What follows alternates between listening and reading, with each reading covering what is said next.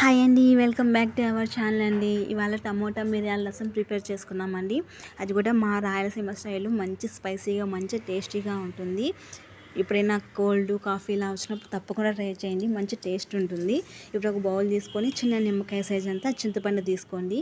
చింతపండు అయితే ఎక్కువ వద్దు, ఇలా సరిపోతుంది. అలాగే సాల్టు, బాగా పండిన టమోటా ముక్కలు వేసుకొని రసానికి మంచి కలర్ వస్తుంది. ఇప్పుడు ఏంటంటే కొత్తిమీర, అలాగే కరివేపాకు, పసుపు వేసేసి వీటన్నిటిని నానబెట్టుకోవాలి. ఎందుకంటే వీటిలో ఉన్న ఫ్లేవర్ అంతా ఆ వాటర్లో దిగి రసం మంచి టేస్ట్ ఉంటుంది, మంచి స్పైసీగా చాలా రుచిగా ఉంటుందండి. అసలు ముందుగా కొత్త వాళ్ళు మన ఛానల్ ఏమైనా చూసినట్లయితే సబ్స్క్రైబ్ చేసుకుని నాకు సపోర్ట్ చేయండి ప్లీజ్. ఇప్పుడు ఏంటంటే జీలకర్ర, మిరియాలు, ధనియాలు, మెంతులు వీటన్నిటిని కూడా ఫ్రై ఏం అవసరం లేదు, మనం ఆయిల్లో తర్వాత ఫ్రై చేస్తాము. ఇలా వెల్లుల్లి కూడా వేసుకొని మిక్సీ పట్టుకోండి, ఇలా కొంచెం కచ్చాపచ్చిగా.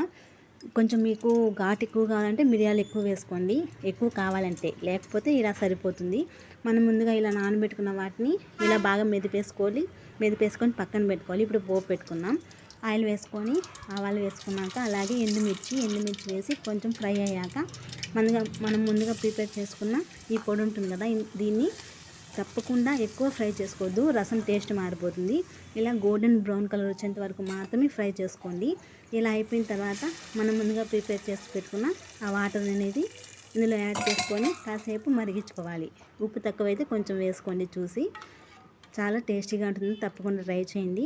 మేమైతే ఏంటంటే రసం బాగా పర్ఫెక్ట్గా ఇది సరిపోతుంది అనేది ఎప్పుడు తెలుస్తుందంటే మేమైతే ఏం చేస్తామంటే రసం మీద ఇలా చిన్న నురగగా వస్తుంది, అప్పుడైతే ఆ స్టేజ్లో అయితే స్టవ్ ఆఫ్ చేసేస్తాము, అలా మరిగించుకోము.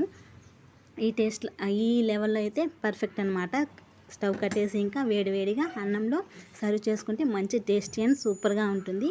వీడియో నచ్చితే లైక్ చేయండి, షేర్ చేయండి, సబ్స్క్రైబ్ చేయండి. థ్యాంక్స్ ఫర్ వాచింగ్ అండి.